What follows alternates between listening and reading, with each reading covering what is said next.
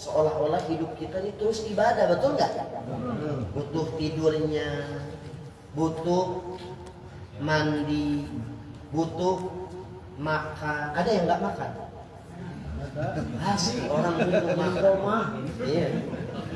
Karena Pak, pura-pura bahagia juga butuh tenaga. Yang makannya banyak biasanya itu orang yang kurang bahagia.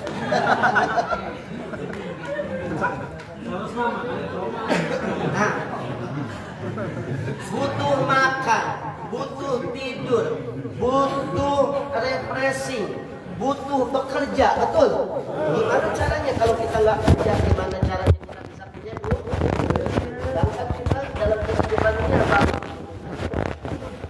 Bagaimana caranya kita istirahat, butuh jalan-jalan? Nggak semuanya waktu kita gunakan untuk ibadah dan bekerja, butuh refreshing, butuh jalan-jalan, betul ya? Insya Allah. Maka bagaimana caranya? Maka ulama mengatur. Pengen nggak kita ini dalam setiap hari, setiap waktu, setiap detik kita ini dianggap ibadah di sisi Allah? Pengen? Lakukan 3 cara ini. Solusinya, yang pertama, apapun yang kita lakukan, yang pertama dahulukan dengan niat yang baik. Apapun yang kita lakukan, yang kita kerjakan, dulukan dulu niat yang baik. Setelah itu di dalam pekerjaan kita, di dalam apa yang kita lakukan, tambahkan doa dan adab ataupun sunnah yang diperintahkan oleh Nabi Sallallahu Alaihi Wasallam. Saya kasih contoh dalam masalah tidur aja. Tidur dalam hukum, asal hukumnya tidur itu mubah. Orang mau tidur silahkan, tidak dapat pahala. Enggak tidur pun silahkan, tidak mendapatkan dosa. Asal hukumnya mubah.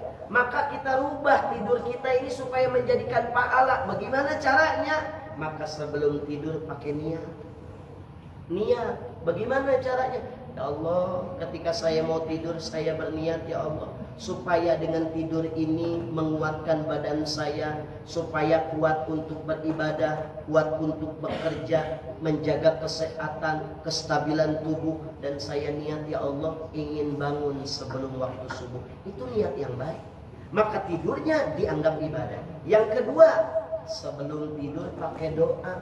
Sebagaimana doa yang sudah kita hafal sejak dini.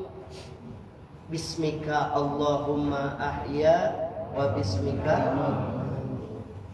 Jalankan ini doa. Yang ketiga, jalankan sunnah-sunnah kita ketika hendak tidur. Maka ketika kita sudah menjalankan yang 3 ini, tentunya dengan doa, niat yang baik, dan adab sunnah Nabi, maka tidurnya dihitung orang yang beribadah. Apalagi orang yang tidur sebelumnya membaca ayat kursi. Orang yang tidur dalam hadis Nabi, orang yang tidur membaca ayat kursi, maka ruhnya itu Allah angkat dan beribadah kepada Allah Subhanahu wa taala semalaman. Orang yang tidur, padahal tidur hukumnya mubah, tapi bisa menjadi berubah, bisa menjadi ibadah di sisi Allah Subhanahu wa taala. Makan asal hukumnya mubah, maka kita rubah makan kita supaya menjadi ibadah. Bagaimana caranya? Niat. Allah, saya niat makan supaya kuat, saya niat makan supaya lebih taat lagi, supaya menambah rasa syukur kita kepada Allah Ta'ala.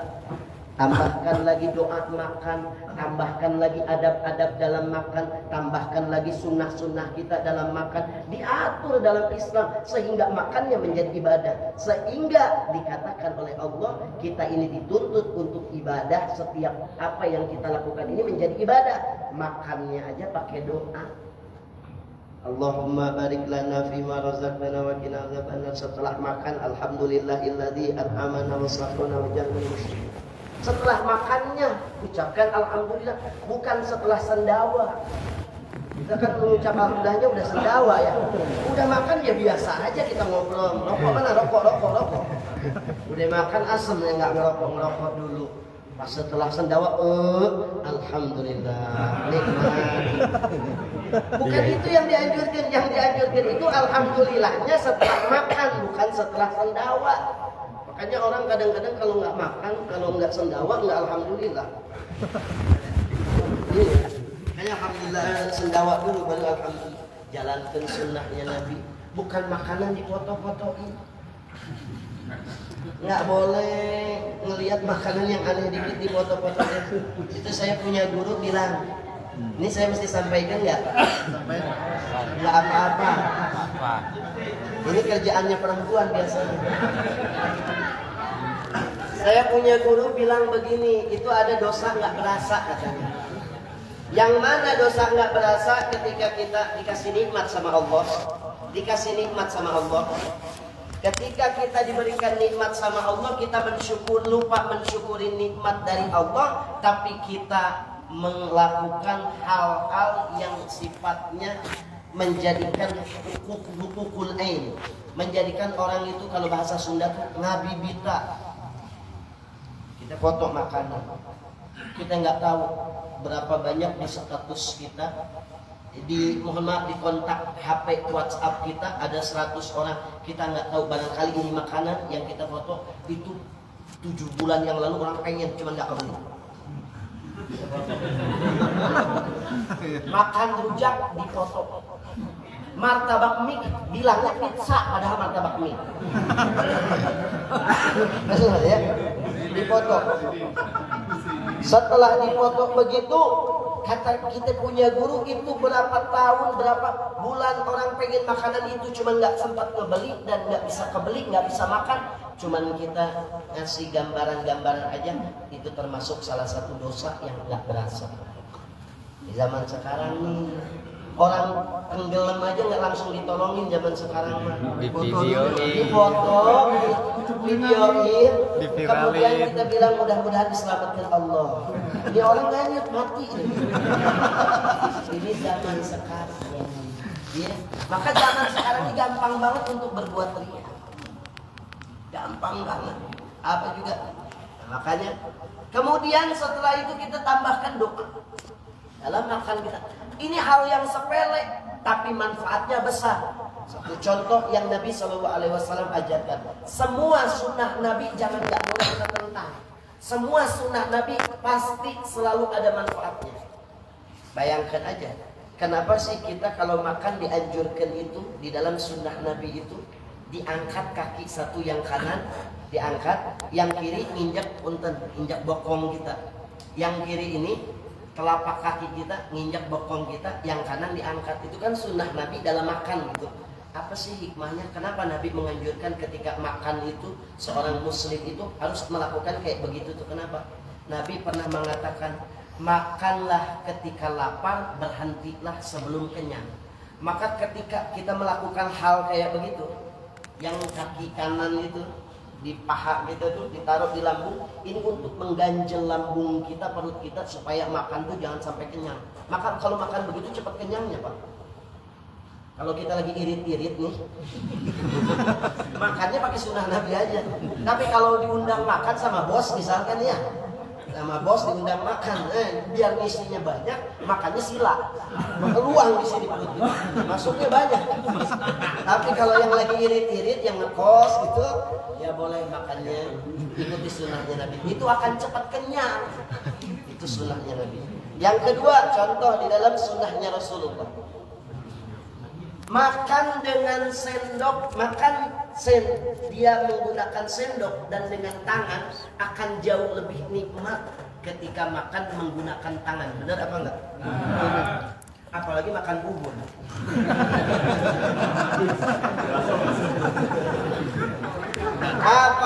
Apalagi makannya makan pakai sambal, lebih nikmat lagi pakai tangan. Ini sunnah Nabi.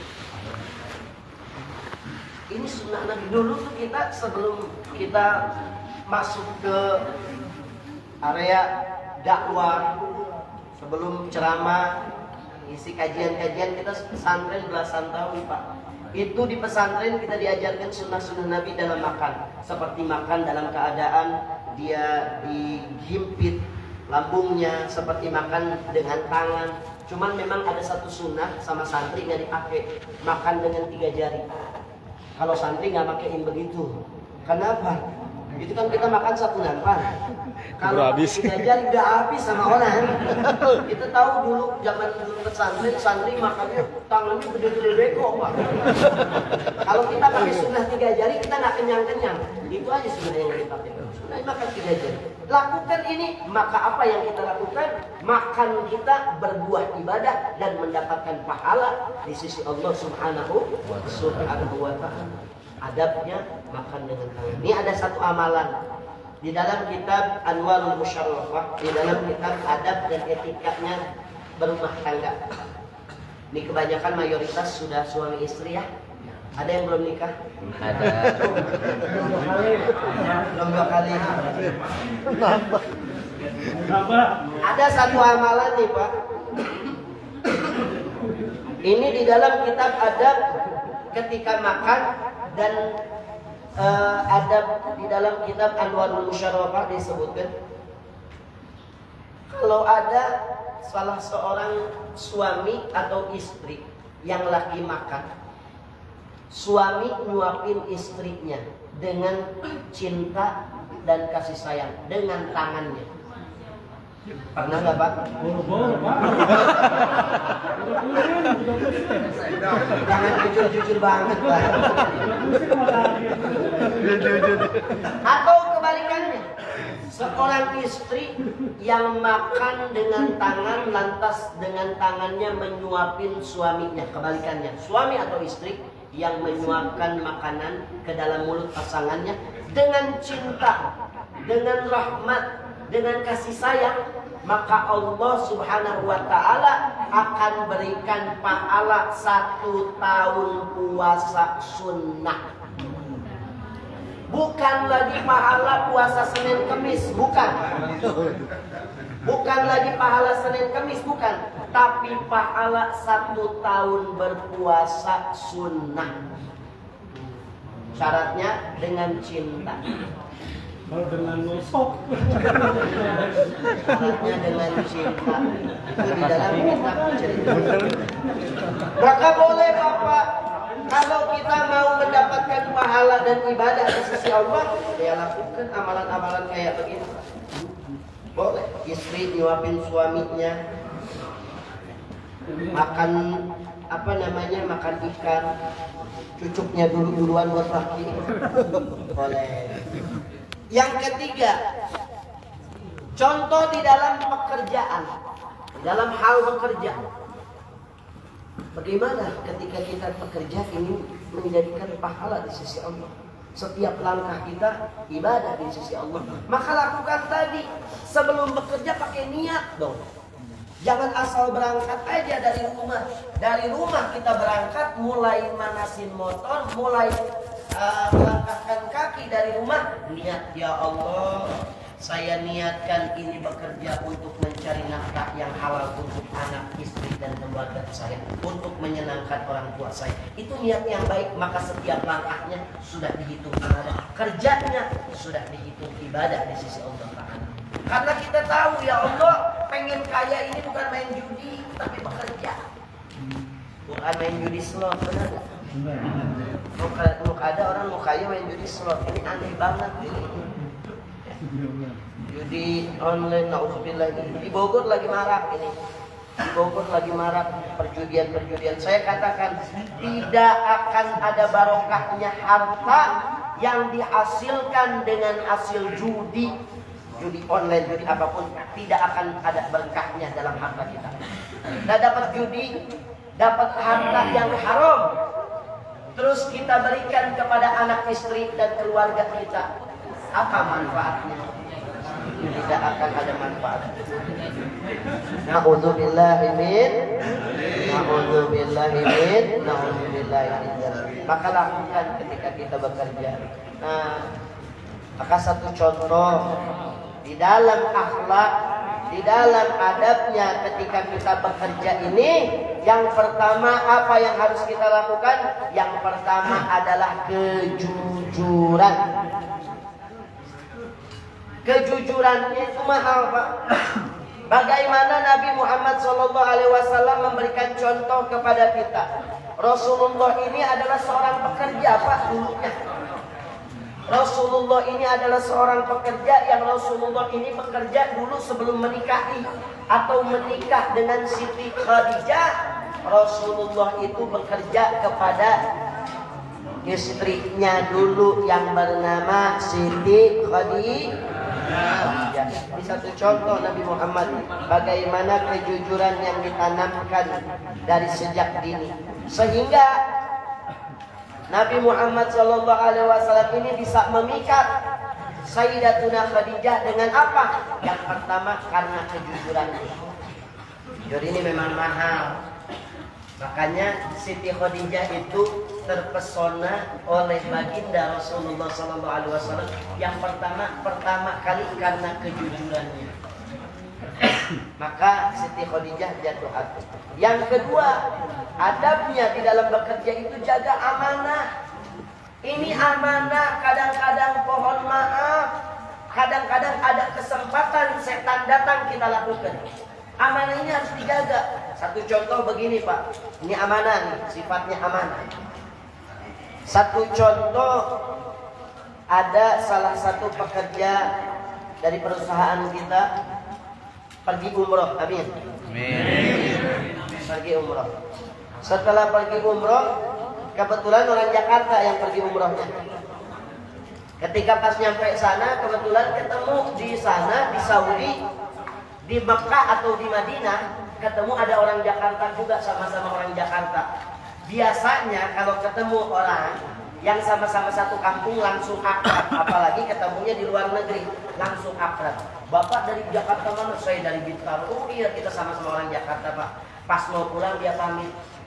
Pak, saya pamit ya mau ke Indonesia lagi. Oh iya, jangan lupa ya Pak kirim salam sama orang Jakarta. Kita mengatakan iya. Hati-hati, ini amanah kecil tapi berat. Tadi minta disampaikannya kirim salam sama orang Jakarta. Ketika ketemu setiap orang Jakarta kita sampaikan salam.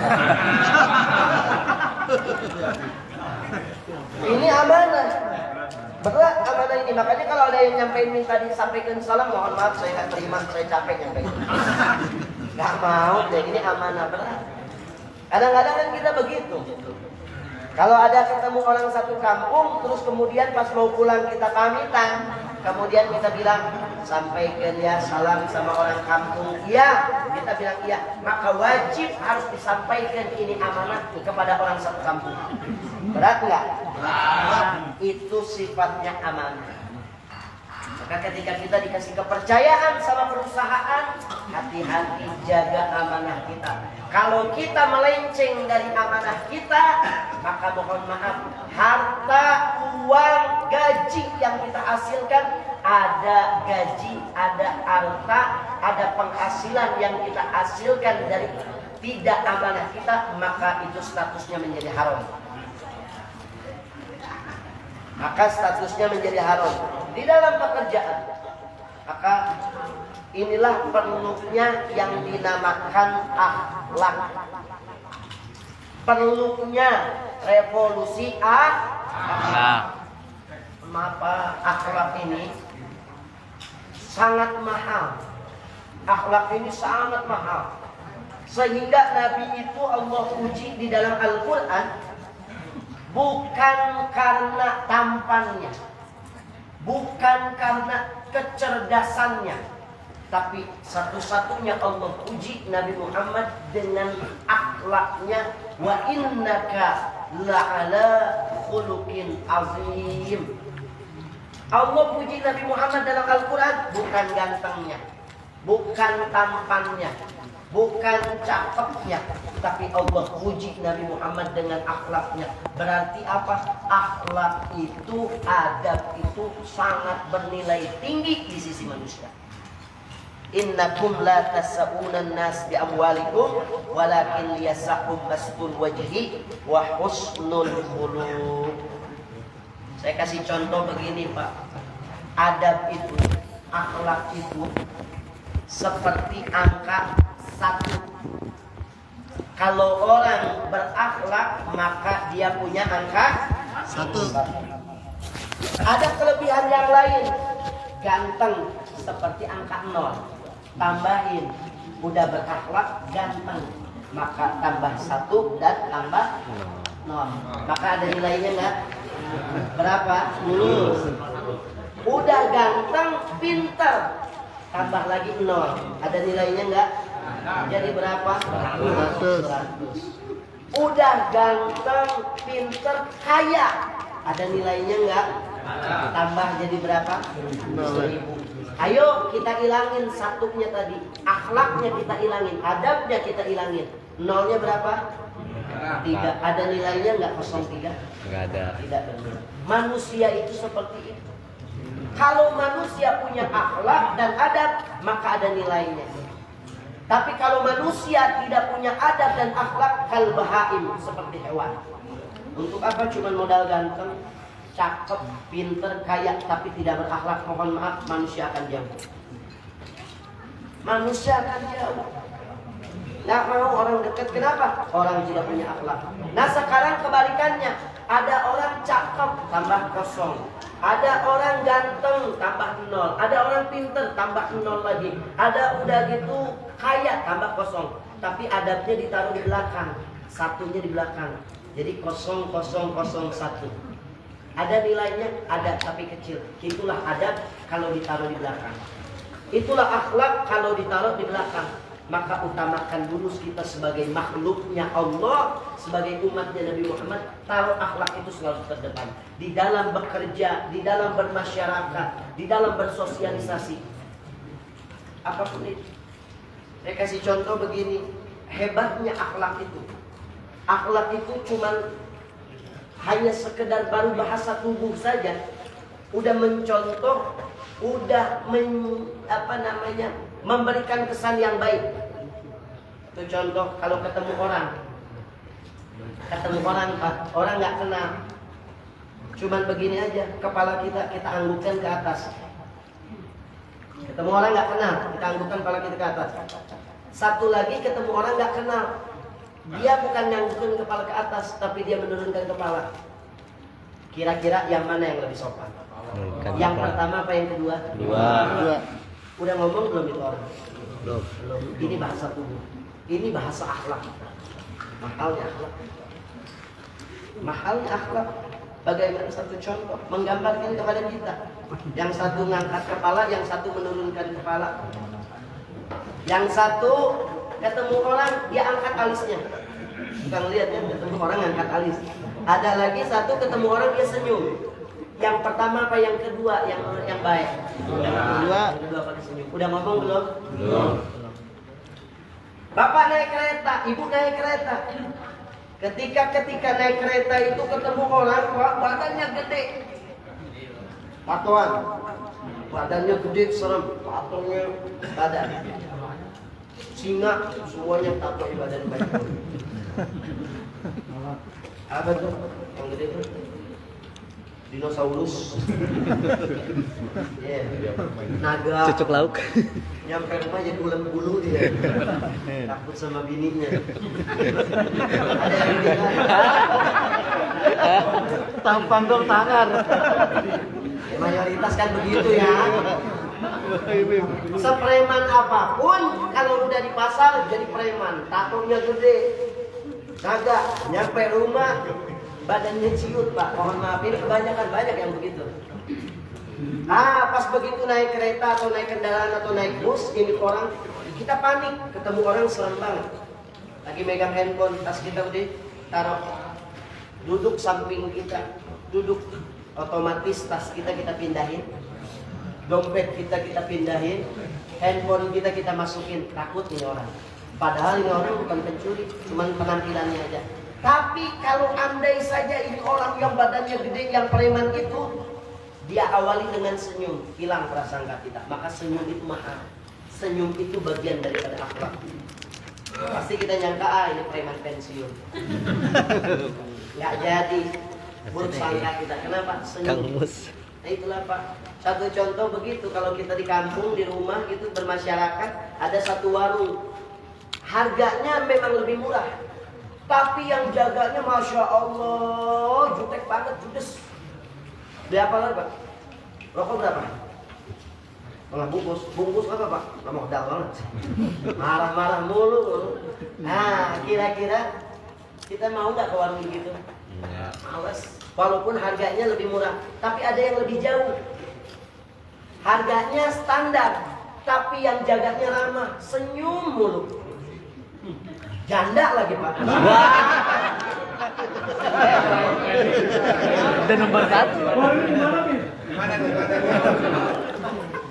Yang satu senyum mulu, masya Allah, tapi harganya standar. Kira-kira kita mau yang pertama apa yang kedua? Yang janda. Kenapa? Bukan karena itunya, tapi karena keramahannya, karena senyumannya, karena baiknya. Ya setiap mau istri mau ke warung, udah bapak yang handle sini aja mas, ini bapak yang ke warung aja pulang balik. Masya Allah. Kenapa? Karena janda. maka di dalam syariat Islam, di dalam bisnis, yang pertama diajarkan khususnya untuk kita karyawan-karyawan dalam berbisnis itu bukan gimana caranya cari customer, cari pelanggan, tapi bagaimana kita menuaikan senyum akhlaknya baginda Nabi besar Muhammad sallallahu alaihi wasallam. Ini mohon maaf sampai jam berapa tadi kita?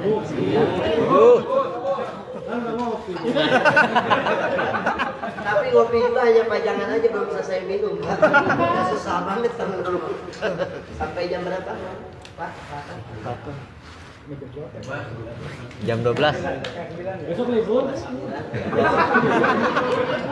Besok libur? Masya Allah, saya enggak Pak, besok ada tugas. Nah, terus bagaimana sih kita ini di dalam kehidupan kita, mohon maaf, dalam kehidupan kita ini sehari-hari supaya bisa mengikuti ajaran dan akhlak adabnya Nabi Muhammad. Apa-apa idolakan Nabi Muhammad. Dalam bekerja, contoh akhlaknya Nabi Muhammad. Di dalam berumah tangga, contoh ikuti akhlaknya Nabi Muhammad. Di dalam kepemimpinan, contoh akhlaknya Nabi Muhammad.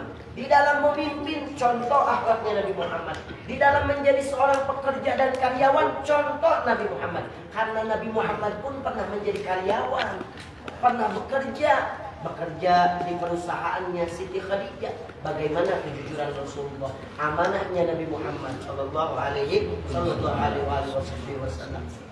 Semuanya. Nah, ini yang sulit kan kita ngikutin. Kenapa kita susah banget buat ngikutin Nabi Muhammad, buat ngikutin akhlaknya Nabi Muhammad? Kenapa? Satu Pak, karena kita ini belum mengenal Nabi Muhammad. Itu belum mengenal Nabi Muhammad. Kita kasih contoh Pak, anak-anak sekarang.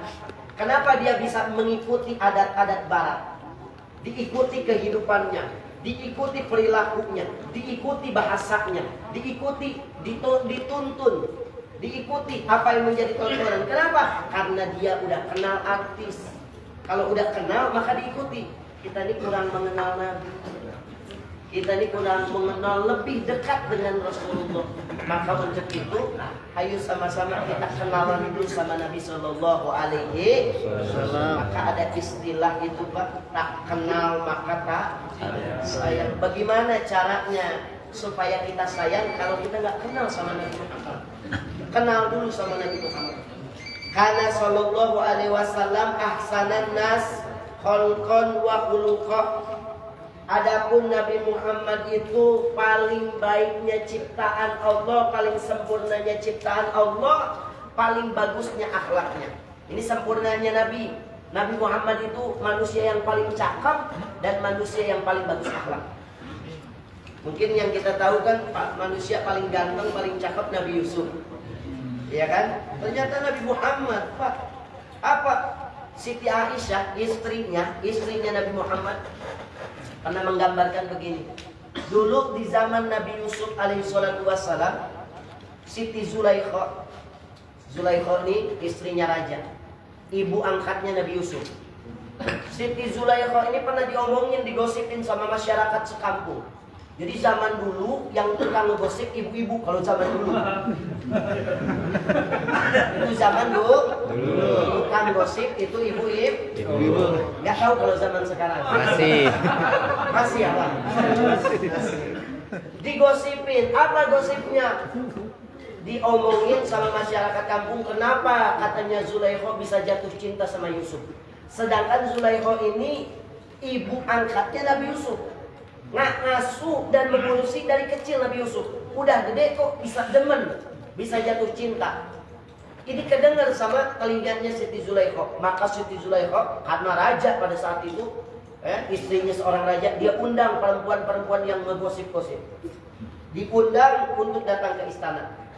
Kalian belum tahu katanya bagaimana cakepnya, gantengnya Nabi Yusuf. Kalau udah tahu nggak mungkin bakal ngomongin saya. Ya, saya pengen tahu, saya pengen bukti bagaimana sih cakepnya Nabi Yusuf. Nggak lama lagi nunggu Nabi Yusuf datang, disuguhkan makanan. Dalam Al-Quran ini diceritakan, disuguhkan makanan, disuguhkan hidangan, disuguhkan buah-buahan dan pisau. Sementara itu perempuan-perempuan sedang memotong, mengiris-iris buah. Nabi Yusufnya kebetulan diperintahkan untuk lewat bawa minuman atau untuk lewat. Itu seketika itu perempuan-perempuan, wanita-wanita ngelihat cowok gantengnya minta ampun. Nabi Yusuf pada saat itu yang waktu itu sedang memegang buah dan pisau, maka yang diiris-iris bukan lagi buahnya, tapi yang diiris-iris tangannya sampai nggak berasa karena melihat ganteng cakepnya Nabi Yusuf. Itu kebayang ya kalau ada orang seganteng Nabi Yusuf zaman sekarang bagaimana caranya kita ngelihatnya. Itu zaman dulu mengiris-iris. Ada ibu-ibunya pernah begitu nggak kalau melihat suami? Pernah. Lagi ngiris-ngiris. Pernah. Dalam hayalan suami. Ada nggak ibu-ibunya lagi ngiris-ngiris bawang, suaminya kelewat depan muka, nggak berasa yang diiris tangannya bukan bawangnya, pernah nggak? Nggak pernah sama sekali. Nggak pernah. Berarti suaminya kurang.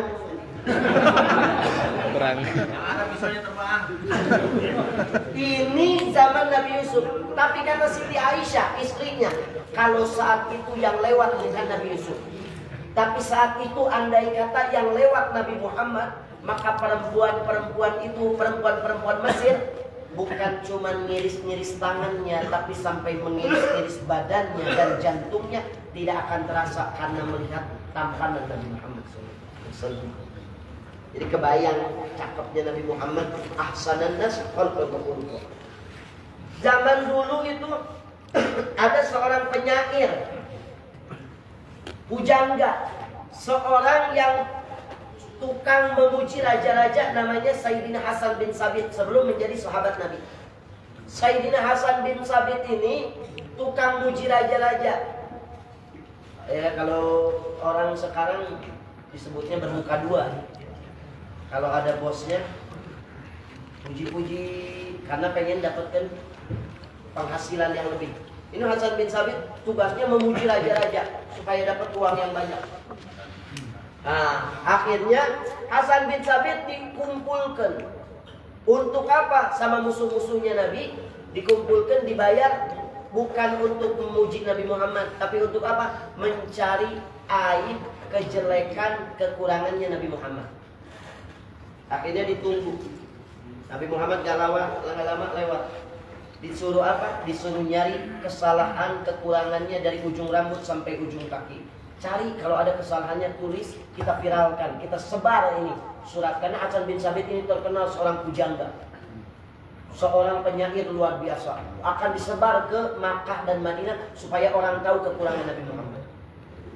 Bagaimana ketika Rasulullah Sallallahu Alaihi Wasallam, Pak, jangankan dekat sama Nabi Muhammad, baru dari jauh aja Hasan bin Sabit nungguin Nabi Muhammad dari jauh aja. Itu Nabi Muhammad itu, Pak, wanginya, aromanya. Kalau sahabat sedang duduk di sini, sahabat Nabi sedang duduk di sini, Nabinya masih di sana, masih di depan, itu aromanya, wanginya keringat Nabi sudah sampai di hidung-hidung para sahabat. Saking wanginya. Ada nggak orang kayak begitu? Bapak orang sini ada nggak, pekerja sini ada nggak, pendetuknya ada nggak? Bau matahari. Bapaknya masih di luar gerbang, keteknya udah nyampe ruangan, ada?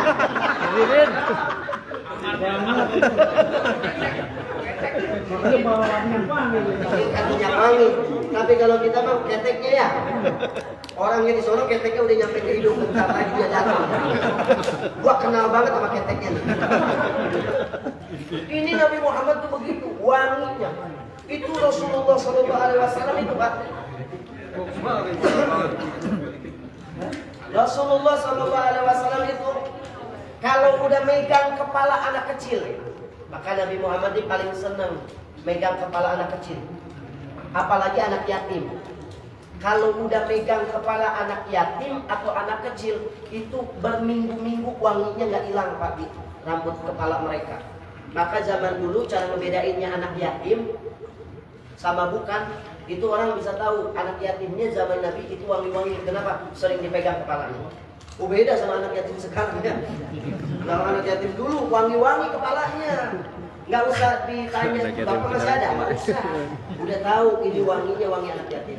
Kenapa? Sering dipegang sama Nabi. Nah, satu amalan buat kita Pak, yang punya rezeki berlebih, pengen doanya mustajab, pengen doanya barokah, pengen hartanya barokah, usahakan 1 minggu aja sekali, besok hari Jumat atau setiap Jumat, senengkan anak yatim. Senangkan anak yatim. Karena jaminan Pak, nyenengin anak yatim itu udah kita nggak perlu ngedoa macam-macam, cukup aminnya anak yatim aja itu udah tembus sampai ke langit. Jadi kalau kita punya rezeki lebih, ajak pulang Jumatan atau malam Jumat atau pulang kerja, kita panggil anak yatim, kasih uang 50.000, usap-usap sirahnya, kepalanya ya. Usap-usap sebanyak helaian yang terusap oleh telapak tangan kita, kebaikan itu yang akan sampai kepada kita. Makanya kalau cari anak yatim yang agak gondrongan Pak. Ini mah ya. Yang botak-botak aja dulu.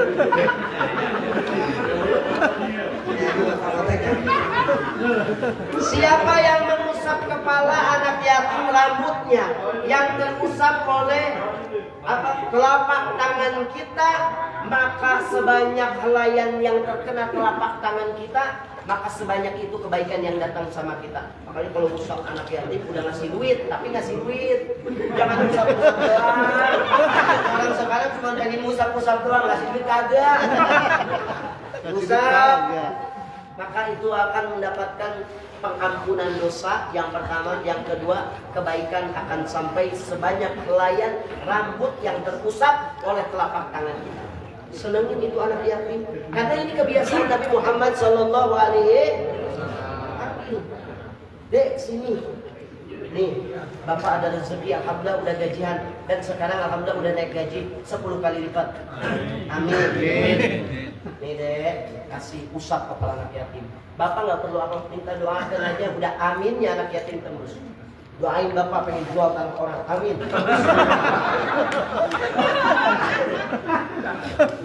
Subhanallah. Ngasih, nyenangkan anak yatim. Siapa yang menyenangkan hati anak yatim dari mulai saat itu? Kira-kira anak yatim kalau dikasih 50.000 seneng nggak? Senang. Maka Allah akan ciptakan malaikat. Dari mulai kita nyenangkan anak yatim sampai hari kiamat, malaikat akan istighfari dosa-dosa kita. Cuma 50.000 Pak. Nyenangkan anak yatim, Allah ciptakan malaikat yang akan istighfarin dosa-dosa kita sampai hari kiamat. 10.000 usap anak yatim. Jangan 2.000, pengen besok-besok nanti dipanggil minggu depan nggak mau, si Dek nggak mau.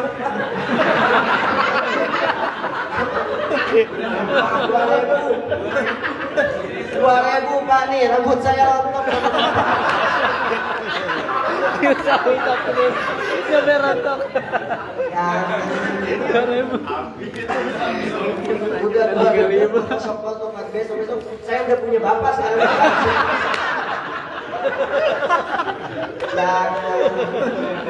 Jangan.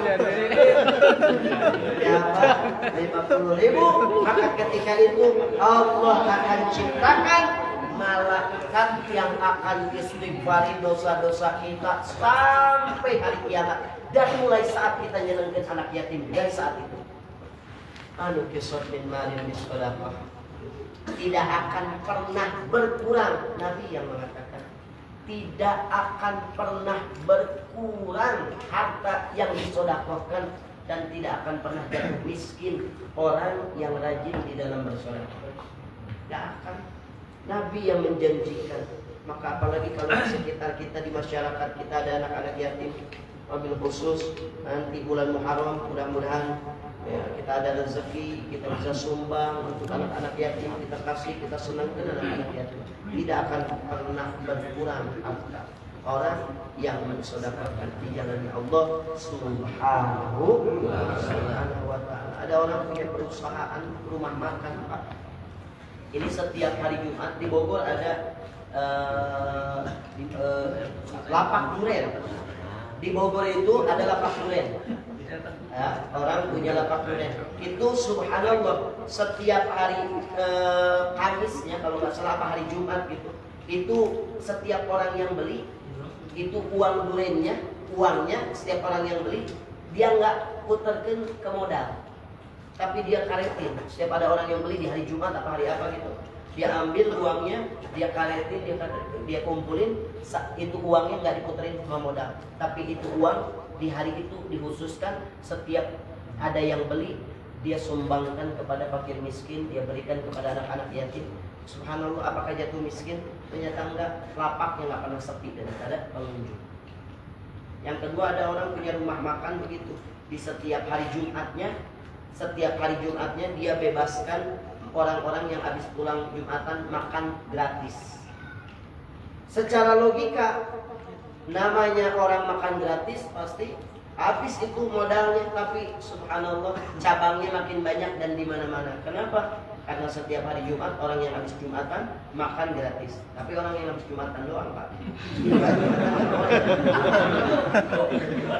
Bapak kasih bukan belum Jumatan, bukan datang telat. Enggak, makanya. Jumatnya makanya kita makan Jumatan. Maka tidak akan Yusuf bin Malin bisedekah.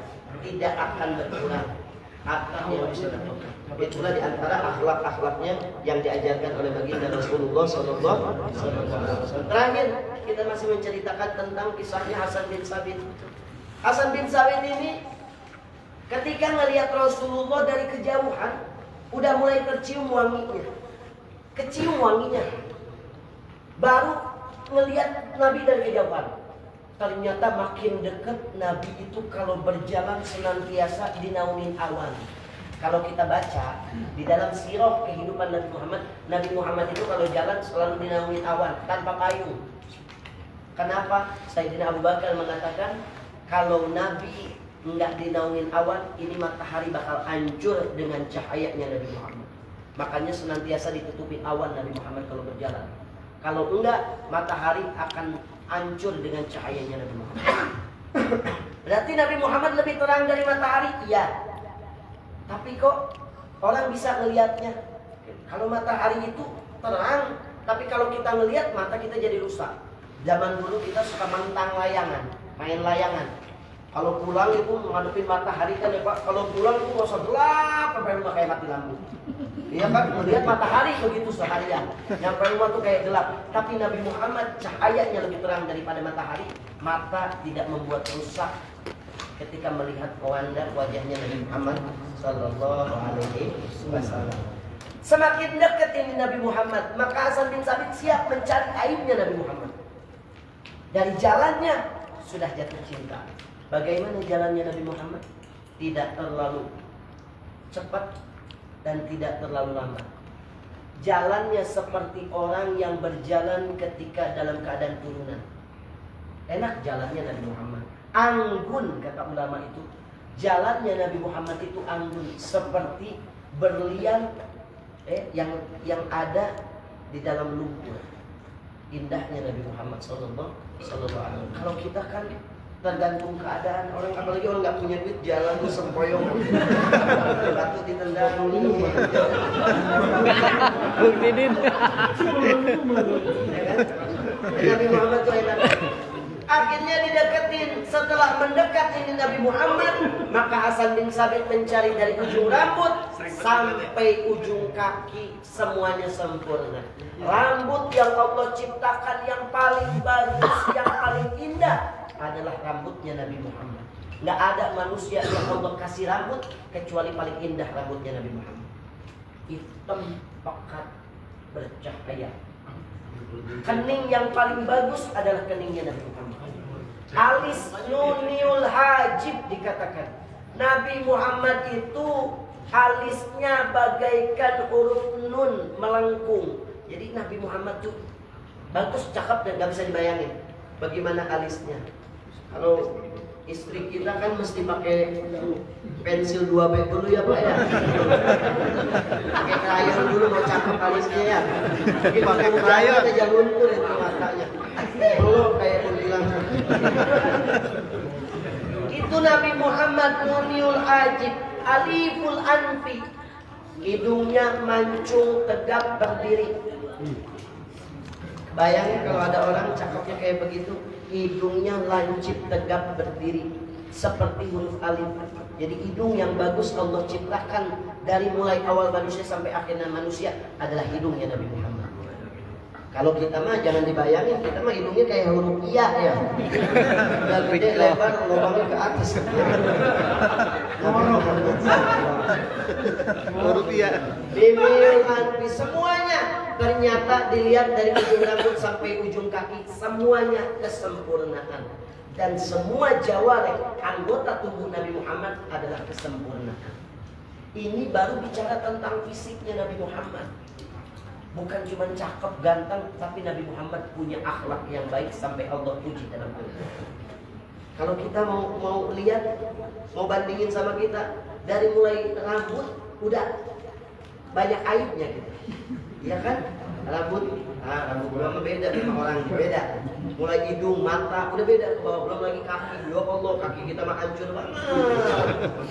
Nabi Muhammad SAW. Jadi dikatakan ahsanan nas khulqan wa khuluqan. Paling bagusnya akhlak dan paling bagusnya fisik adalah ciptaan Allah Nabi Muhammad. Maka jadikan apapun dalam kegiatan kita, aktivitas kita, jangan lupakan Nabi Muhammad. Apapun yang kita lakukan, jangan tinggalkan Nabi Muhammad. Apapun profesi kita, ikuti Nabi Muhammad. Dalam kepemimpinan, Nabi Muhammad. Sampai dalam rumah tangga, seorang suami, contohlah imam dalam rumah tangga, imam Nabi Muhammad SAW. Kalau kita mau tahu, mau baca sejarah Nabi Muhammad itu, nggak ada manusia yang paling romantis melebihi Nabi Muhammad. Kok kita kayak nggak tahu ya kisah itu ya? Siapa sekarang kisah yang paling fenomenal yang kita kenal manusia yang paling romantis itu siapa?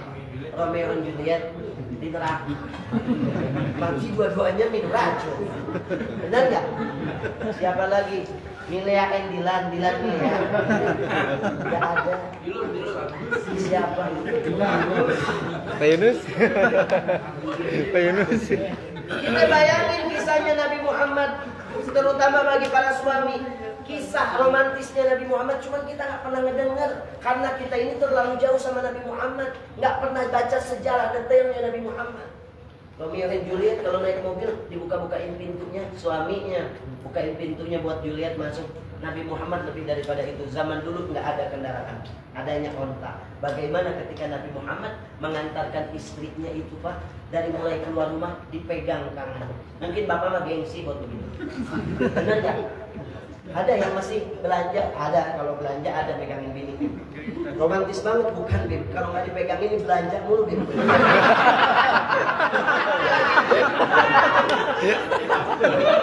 Iya. Saya kira romantis, ternyata bukan. Nahan.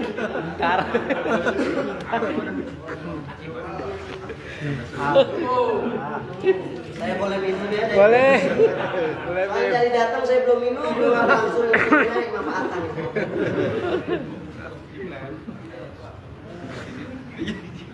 Alhamdulillah. Yang kedua Nabi Muhammad itu kalau zaman dulu Ya mungkin orang buka-bukain pintu mobil. Nabi Muhammad itu ketika ngantar istrinya naik onta, Pak. Onta itu terlalu tinggi untuk istrinya. Apa yang dilakukan oleh Nabi Muhammad? Bukan ontanya suruh menunduk, bukan. Tapi Nabi Muhammadnya yang berkorban untuk istrinya. Apa yang dilakukan? Mohon maaf, nabinya jongkok. Nabinya jongkok, dipersilahkan istrinya sambil dipegang tangannya, dipersilahkan menginjak paha yang mulia Nabi Muhammad sehingga istrinya nggak keberatan dan kesusahan naik onta. Kurang romantis apa ini Nabi Muhammad? Coba ada nggak suami yang model begitu, Pak? Mau naik Metro Mini, mau naik apa namanya bus, Bapak ada nggak begitu korban sama istri kita? Ayo silakan mah naik bus, naik bus. Bapaknya tengkurap gitu. Ya ada yang seromantis dari Muhammad. Ini Rasulullah SAW suatu ketika pulang dari peperangan. Pulang dari peperangan, Nabi Muhammad SAW ini berdarah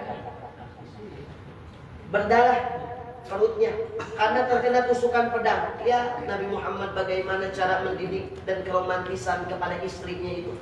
Ketika pulang dari peperangan, ininya berdarah, Pak. Turun dari kendaraan sampai di rumahnya. Bayangkan Nabi Muhammad dalam keadaan kena tusukan pedang, sakit yang luar biasa. Nabi nggak mengadukan itunya kepada istrinya. Dipegang sama Rasulullah dan Nabi Muhammad SAW pegang tahan. Sampai yang menyambutnya Siti Aisyah.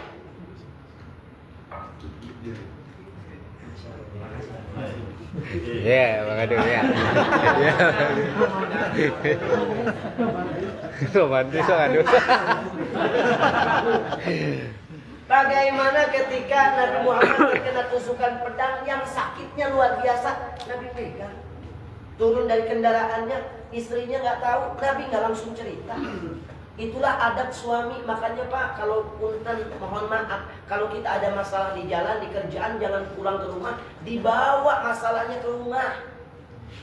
Bapak punya masalah sama teman kerja, akhirnya marah-marahnya sama bini. Kenapa nggak marah-marah sama temannya? Nggak berani. Jadi istri jadi pelampiasan atau keluarga yang di rumah, bukan. Nabi Muhammad itu dipegang sampai istrinya nanya, curiga, Siti Aisyah bertanya, ya Rasulullah Sallallahu Alaihi Wasallam, kenapa engkau memegang perutmu? Ternyata yang dilihat darah.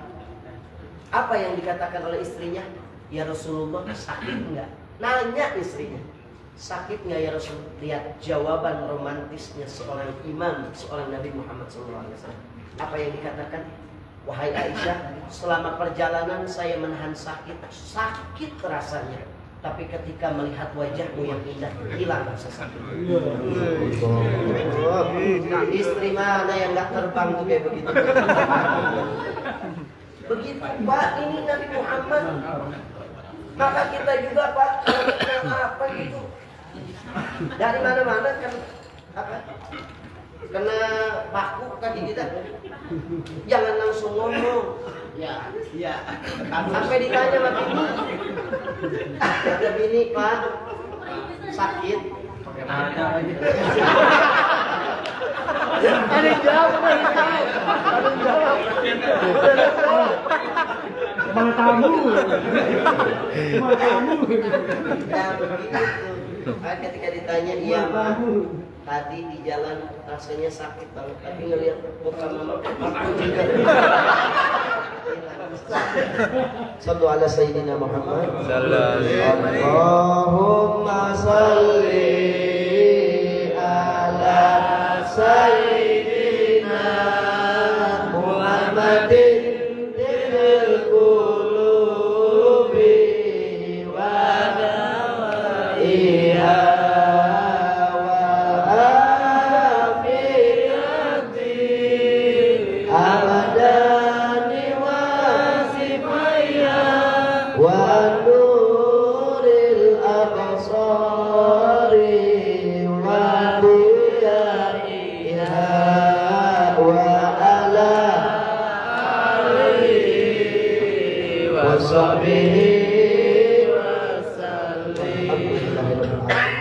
Insyaallah banyak sekali mendengar akhlaknya Nabi Muhammad, baik itu di dalam keluarganya, dalam pekerjaannya, dalam kesehariannya. Insyaallah bertambahlah cinta kita kepada Rasulullah SAW.